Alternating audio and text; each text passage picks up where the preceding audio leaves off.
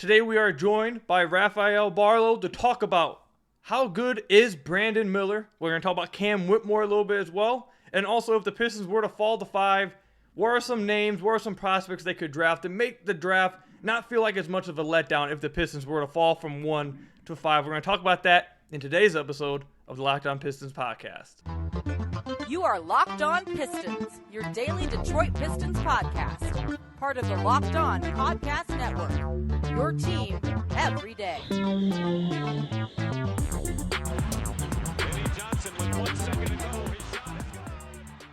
What's the deal? Welcome back to another episode of the Locked On Pistons podcast. Per usual, I'm your host, Kuka Hill. You can find me over on Twitter at Kuka Hill. I want to thank you guys for making Locked On Pistons your first listen of every single day. We are free and available on all your podcast platforms. If you haven't already, head to the YouTube channel at Locked On Pistons. Hit that subscribe button. We're on our way to 10,000 subscribers. I really appreciate that. Or you guys can leave us a 5-star review on whatever podcast platform you're listening to this on. That's another great way to support the podcast. I would really appreciate that as well. My last podcast episode we recorded with Ant Wright and talked about some draft stuff. The episode before that, I had my first draft prospect deep dive breakdown. It was with Amon Thompson. So check those 2 episodes out. It was a lot of fun talking draft, and we're going to continue our draft coverage today, talking with Rafael Barlowe. He is director of scouting at NBA Big Board, host of Locked On Big Board, and also NBA Draft Junkies founder. Rafael, thank you for joining us today. I appreciate it. Hopefully we have a lot of fun today. Now, the first topic that we'll talk about here, and this is going to be, I think this is going to be an important one with the Pistons fan base, because there seems to be a lot of debate right now about if the Pistons were to fall from 1 to 2, should they take Scoot Henderson or Brandon Miller? And a lot of the people, I'll just be honest with you right now, I want them to take Scoot Henderson. We had Ant Wright on the podcast yesterday, like I mentioned. He said he would take Scoot Henderson, but I wanted to get you on the podcast because I do feel like that the majority of people do say Scoot. I know you're very high. I know that you're very high on Brandon Miller. And I believe a few months ago at the time you had Brandon Miller too. I don't know if you still do, but I'd love to hear where you're at with that. For it. I got roasted. Yeah, I saw that it wasn't it 48 wasn't hours straight. It wasn't a popular I'll say it wasn't a popular opinion, but I really want to hear from you. So, do you have Brandon Miller above Scoot Henderson right now? And if you do, just explain to everybody and explain to me as well. What is it about Brandon Miller that you love so much, and what makes him, if you do have him above Scoot right now, I don't know if you changed or not, but if you do have him above Scoot, what is it that's having him above or putting him above Scoot Henderson? All right, I guess this is a Detroit podcast, so should I start off with what up though? You can put, if you want to put some buffs on too, that would be that will all work out as well. I don't have no buffs, but I should have worn the Cardis. I should have worn the Cardis for this episode. Honestly, to me, it just depends on the team. And like I mentioned, I think it was in January, I got roasted. I mean, like 48 straight hours. It was thousands of comments. And I said it makes no sense for the Pistons to draft Scoot Henderson if they get the second pick. And at the time, it was considered like blasphemous in a sense. And then as the season went on, a few months later, then you started hearing that, there are some executives that feel like the gap between Scoot Henderson and Brandon Miller isn't as wide as people think. So I feel like a lot of people just kind of caught up in a group think. The reason why, if I'm Detroit, I would go Brandon Miller simply because I'm very high on Cade Cunningham and I like Ivy. And I think that you are putting too many overlapping skill sets on the floor. And I think Brandon Miller is the perfect fit simply because he can shoot the ball. He shot 38% from 3 on about 7 attempts per game. And the number dropped to 38 because he had such a terrible NCAA tournament. But you're talking about a guy that's 6'9", that for probably like 95% of the season was shooting 40% from 3. He can rebound. And as the season went on, you started to see him make some plays as a pick and roll ball handler. He provides defensive versatility. And another reason is because when I watched Brandon Miller's high school film, and I studied a lot of the high school film, The thing that stood out to me the most about his game was he was a good pull-up shooter, mid-range shooter, and he had a lot of game in, like ISOs and mid-post. He gets to Alabama, and that is completely stripped away from his game because Nate Oates doesn't allow mid-range pull-ups and so on. He runs an NBA type of offense. So he adjusts his game and still ends up being the best player in college basketball, mostly used as a three-point shooter. So I think once you combine everything that he brings to the table, I think he's going to be an absolute star. Okay, so my question: so if you were to take the Pistons, you have Brandon Miller too, just overall on your board? It flip flops, but if it's the Pistons, it's a no-brainer. So, Okay. well, once we get to the lottery, then it'll determine that. I mean, like if I'm Houston, I think I would go with Scoot Henderson. If I'm San Antonio, well, based off of what they have there, I would go with Scoot Henderson. Okay, so this would be my question for you. My question is, do you think, and this is something I'm not a draft expert. This is I told you this before we started recording. This is my second year really trying to get into draft stuff. So My question is, at what level, at what point do you think, what's the best way to phrase this? So I hear a lot of people talk about best player available versus fit. At what point do you believe in that argument? Do you believe in taking best player over fit all the time? Where do you stand with that overall argument? And I've heard some people I've talked to that do draft stuff say, yeah, best player available, but there's a certain point where you do have to consider fit with the prospect as well too. So the prospect can have the best chance of achieving their ceiling or whatever. So just what's your overall thought on best player available versus fit? Because that's a lot of what's going on with the Pistons fan base right now. There's a civil war going on. It's every day it's fighting about, oh, well, Scoot's the best player, and then people are like, well, Brandon Miller fits better, and he could even be better. Like it's just a bunch of fighting. So where do you stand with that? Well, I like Jaden Ivey, so I don't know if Scoot is that much better than Jaden Ivey. Jaden Ivey had a pretty good year, and considering that he was playing a role that he wasn't expected to play. He was expected to play off K a little bit. But I'm really high on Ivy, and I'm really high on Cade. And maybe I'm biased because I live in Dallas, and Cade is from the area. No, Cade's him. Cade's him. Don't worry. Cade is definitely him. So, I do think if it's a situation where you have those three on the floor together, there's no way you're going to get the best out of all three. So if Cade is my guy, and Ivy, and even then, Ivy and Cade to me isn't like the best fit, but I think they can make it work. I don't think adding another guy who is best used as a primary ball handler who struggles shooting is going to it's just going to add too much redundancy there. So, and also, like I said, I'm high on Ivy, and I think, for Ivy, it's kind of like, hey, you had a good rookie year. All right, we're going to bring in a guy that's similar to you and let you guys fight out. So I just think Brandon Miller, I just think it's a no-brainer to me. All right, fair enough. I like hearing your thoughts because a lot of the majority, I'd say right now in the Pistons community, would go still with Scoot, but like I said before, I know that you're really high on Brandon Miller. I know that, like, I remember what happened to you like a few months ago when you said your take, and everyone, it seems like people started to come around more to Brandon Miller and the take that you had. So definitely want to get your opinion on that as well. So I appreciate your insight on that. Yeah, I mean, I think it's a lot of groupthink, right? So if I say something and it sounds crazy, but then if a bigger platform says it and they attach NBA scouts to it, then it's like, okay, it might be a little bit credible. But that was just my opinion then. And some people thought I was doing a hot take. Some people thought I was crazy and being foolish and so on. But I still stand by it to this day. So, but then again, like I've said it twice already, I'm really high on Jaden Ivey. I don't think that there is that much of a difference between Ivy and Scoot. Scoot is younger. I think that, and Ivy's actually pretty young for his class. So I actually, and I've been, a scout told me this months back, and I've kind of held on to it.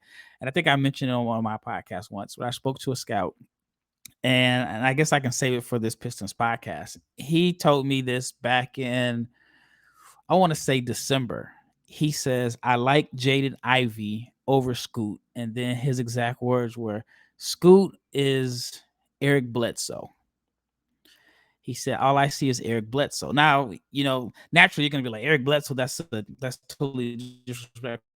But Eric Bledsoe's best years, he was like a 19, 20 point per game scorer, 6 assists. He was good. But this scout said, I see a Eric Bledsoe. And then he even, and I want to say it's a guy that played for the Pistons. I can't think of his name right now. He said in the G League, he felt that, I can't think of his name. Lee. What's the guy's name? Lee. I know his dad is Amp Lee. Saban Lee. He felt like the games that he watched, Saban Lee outplayed Scoot. I'll just simply say Saban Lee's not very good. That's all. Well, he said in the G League, right? And I remember looking up the numbers. I think Saban Lee was like finishing like 70% of his shots at the rim. And Scoot was at like 55% of his shots at the rim. So the scout was saying, like, for this guy to be considered such a great finisher and a great athlete, and if you compare him to Saban Lee, who's also a great athlete in the G League, Scoot wasn't an efficient finisher at the rim. But this is just, a conversation I had with Scout back in December, and he was saying that he was also pretty high on Ivy. All right, fair enough. So I'm sure because there are a lot of Brandon Miller fans as well in my comments, and like, oh, come on, you gotta be more fair to Brandon Miller, blah blah. So I was like, okay, I'll get you guys a Brandon Miller a guy on the podcast. I'm sure they're gonna love to hear that from you. They're gonna absolutely love this podcast. And look, I'm interested to see what happens, man. I hope the Pistons stay at 1. I really want Victor, but it's gonna be interesting to see what happens if the Pistons were to fall to 2.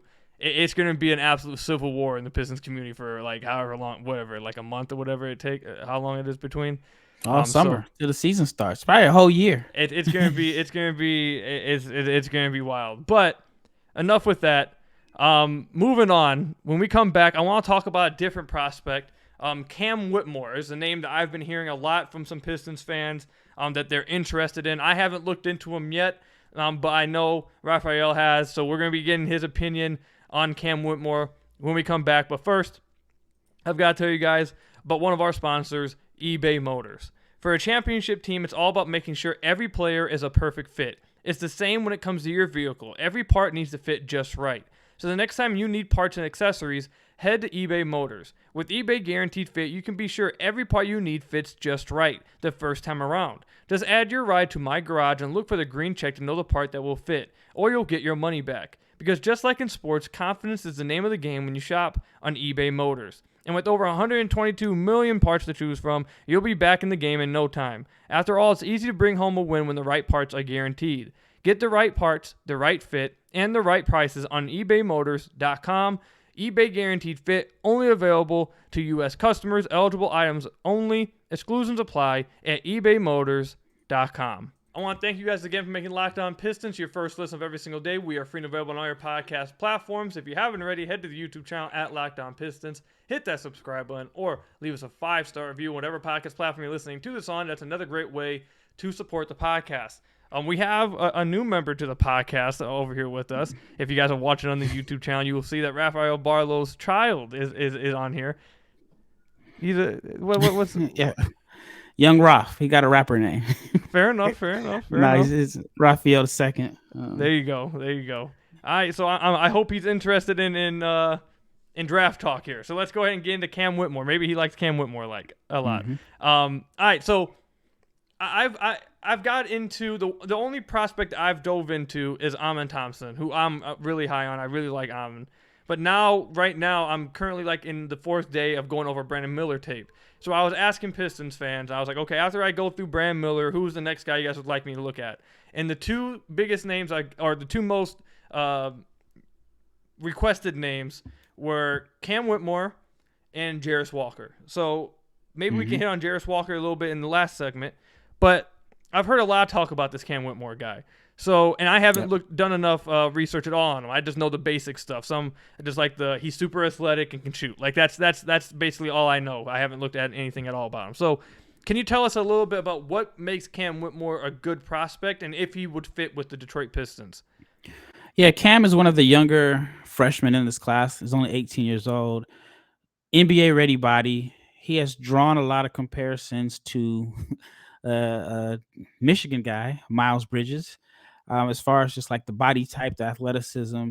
I think that he's probably a little bit more advanced than Miles was at the same age as far as being able to create his own shot. I think that he has the size and skill set to be able to play 3 and 4. I would like to see him, especially in Detroit, like a guy that you run like 1-4 pick and rolls with, because he has like the launching pad and on a short roll to be able to take off and finish above the rim. And I also think that he can space the floor. I think he's a little bit better shooter than the numbers indicate. Shot a respectable percentage from three, but I like Cam. Coming into the season, he was I want to say he was like my second highest rated prospect as far as like from the NCAA ranks behind Brandon Miller. And he had an okay year. I wouldn't say it was the year that I expected, but I have to put in a context. He missed the beginning of the year with like a thumb injury. And so I thought overall he's good, but he's someone that I think is going to really stand out in workouts.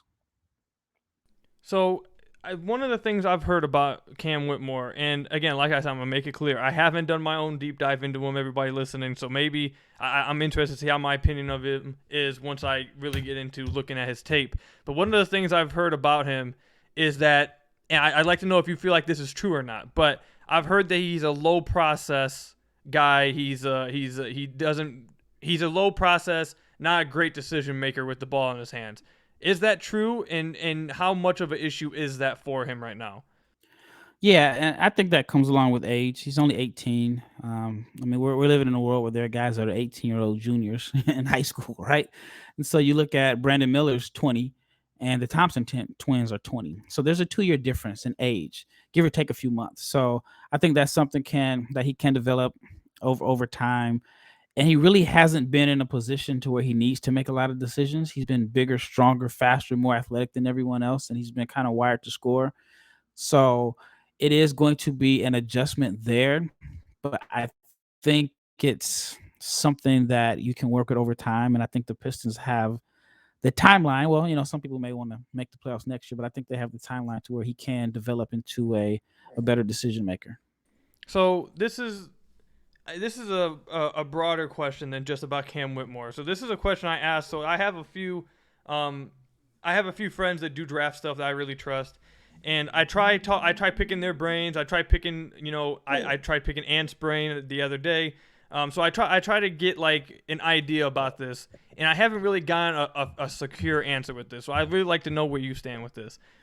For me, my favorite type of basketball players in the NBA, I feel like there's been a common denominator with them, and it's been they're high process guys. They play the right way, all this stuff, blah blah blah.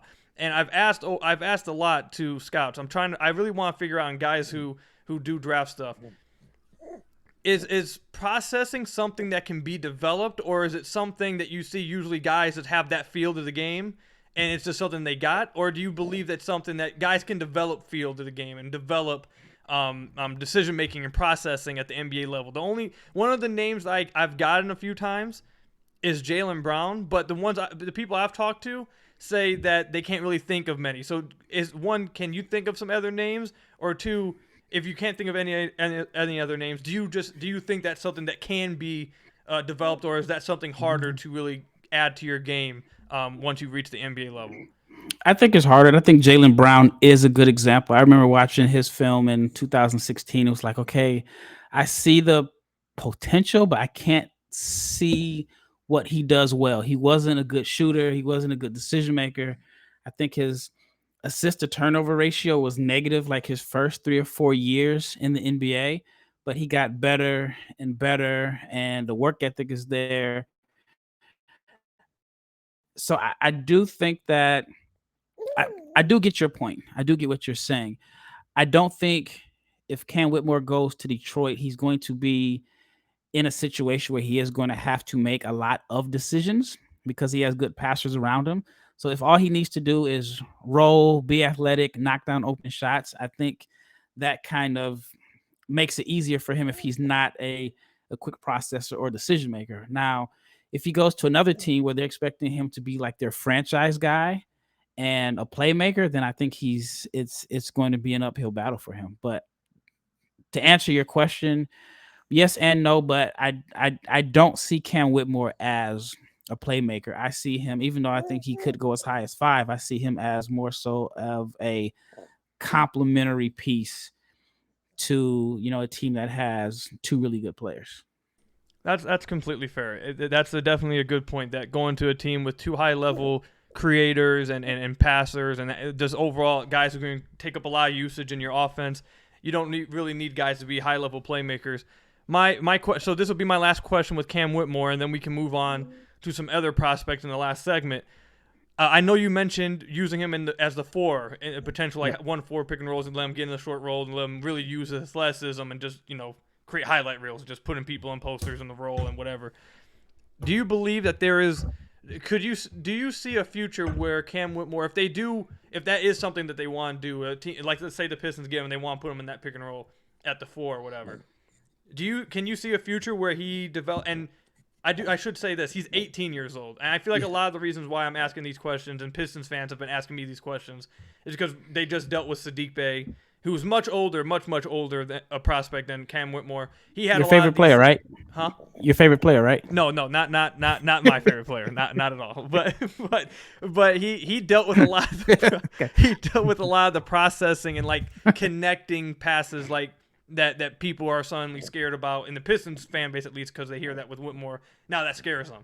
My question to you: do you see a pathway in his future where if they do run him as a 4 and try to run pick and rolls, do you think he'll be able to make passes to the corner if he's in a 4-and-3 situations? Do you think that's something in his future that he could potentially develop as a 4 rolling in the rim, rolling to the rim as a in the short roll, making reads right there? Do you think that's something he could develop in his future? I haven't seen it, and I actually thought Saddiq Bey was a pretty good passer coming out of college. He played some point, he was the guy that they used a lot as their initiator.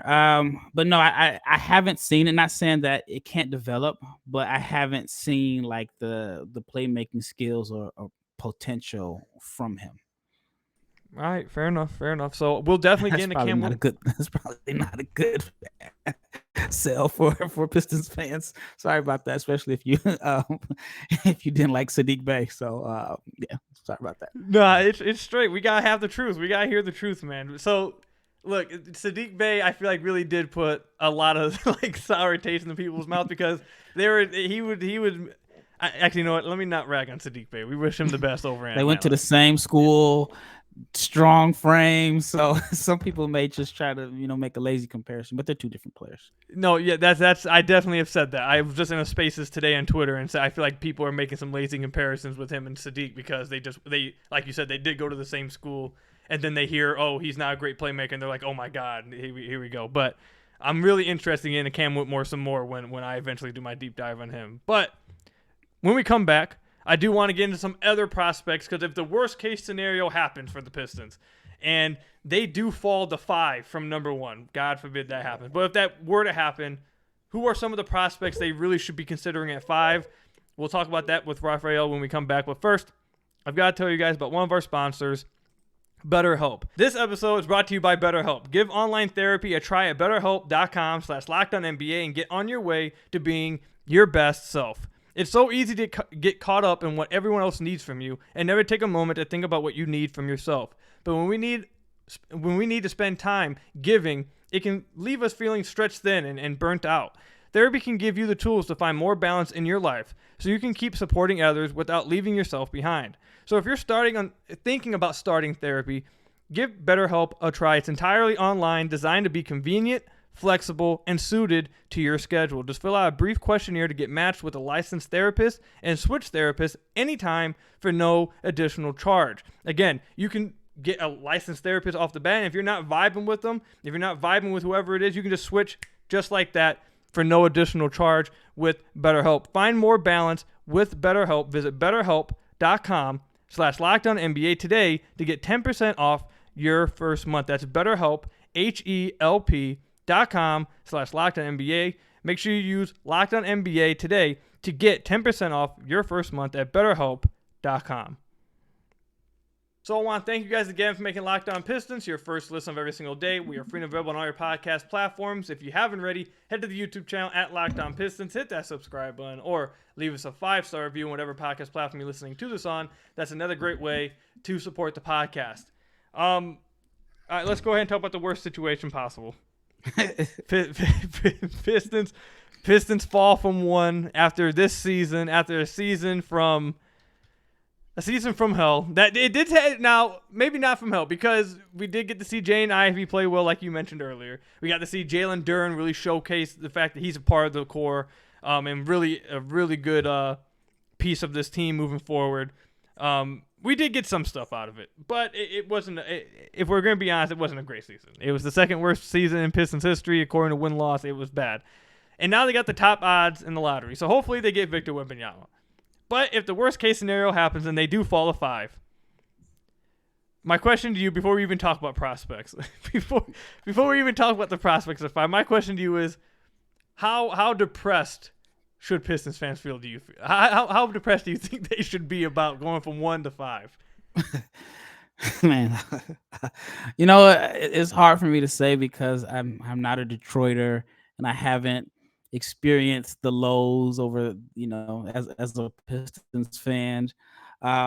It's a weird situation because if you win the lottery, then it's like Cade's injury was like a blessing in disguise, and then you get like a healthy Cade, you get Duren. Then if it doesn't, then it's just like you're probably where you thought you would be anyway if Cade stays healthy for the whole year. So yeah, on the bright side, you got Cade Cunningham. That's all I can say. You got Cade Cunningham, who I'm still really high on, and I think it's a little absurd that there are people saying that he would go like 3rd, 4th, or 5th in a redraft. No, Cade Cunningham is him. Those people don't know what they're talking about. He's gonna be an absolute dog. Just wait. But I'll just go ahead and say it. We'll be depressed. We'll be very, very depressed if the Pistons fall to 5. We didn't go through this season to not get Victor Wembanyama. That's what we suffered through. We suffered through this to get the greatest basketball player that will ever touch the floor. A little bit of a joke, but well, you know what?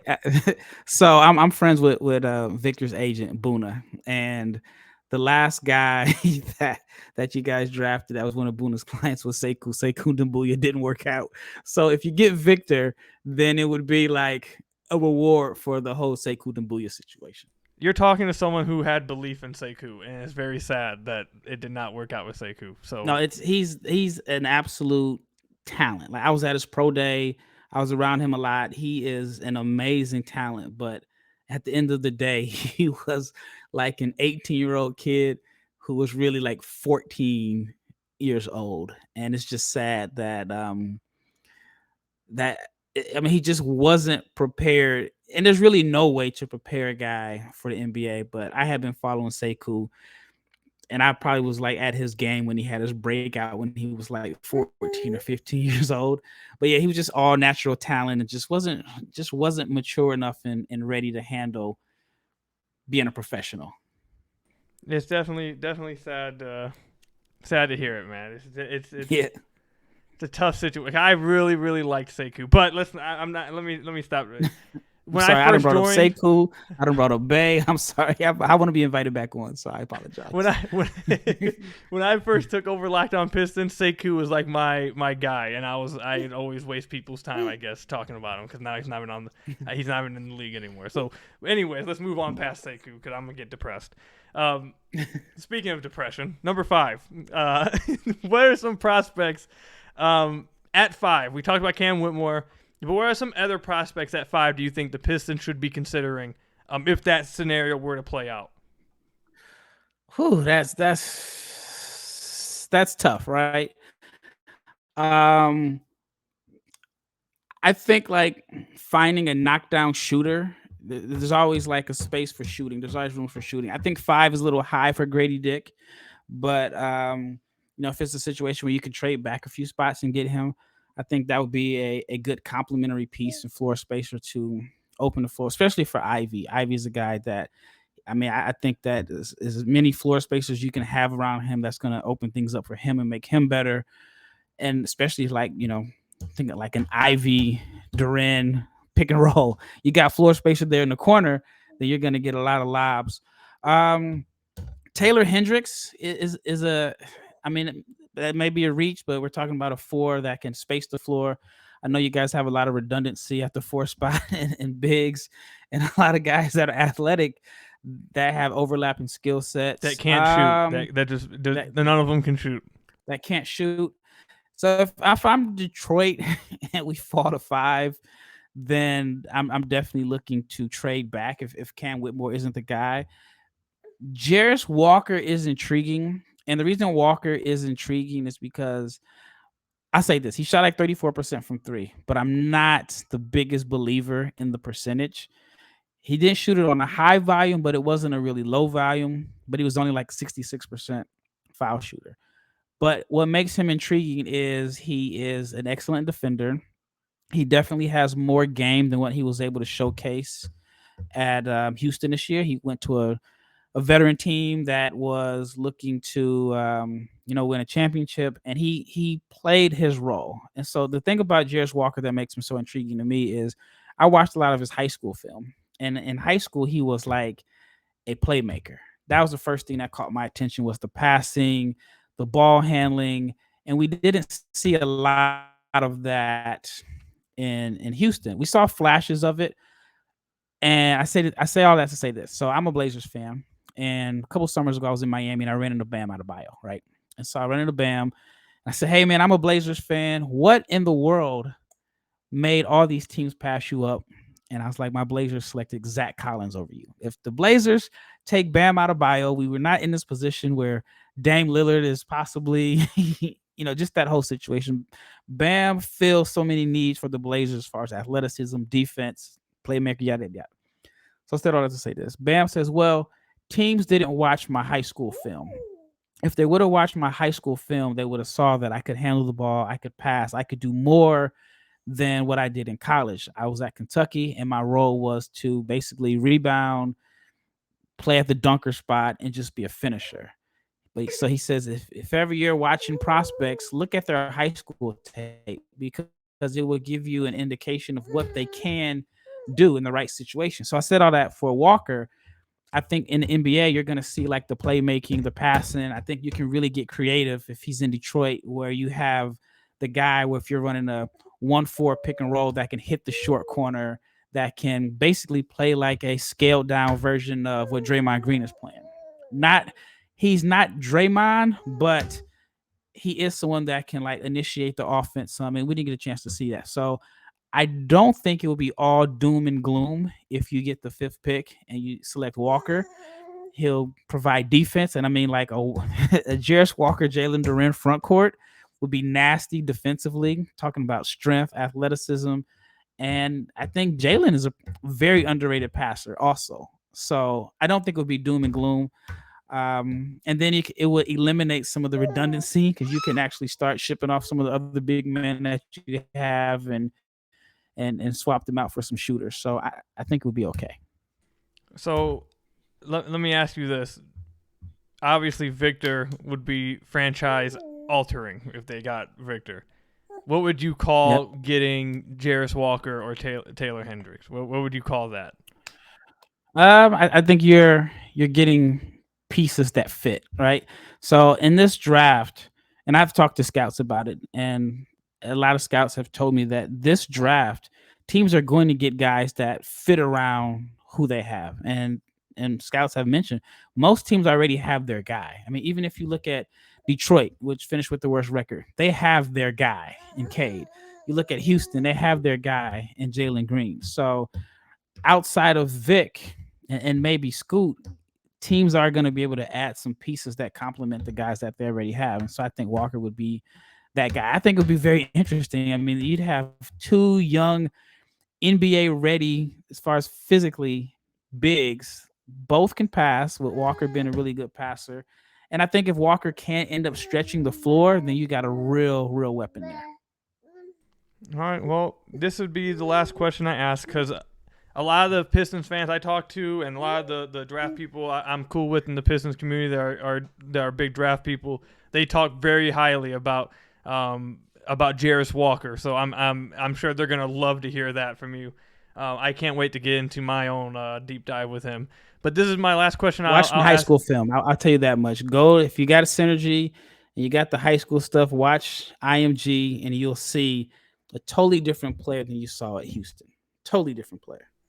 All right, interesting. I definitely will try to do that. My final question though for you.